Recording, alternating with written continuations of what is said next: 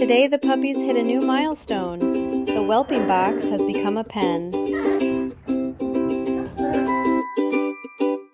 A layer of carpet for padding. Then linoleum for protection. The pen and crates go up. Next, the litter boxes for potty training. A Cato board and toys.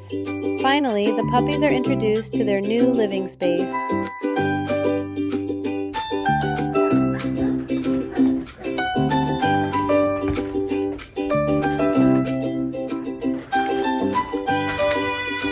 Stuck his face right in the water.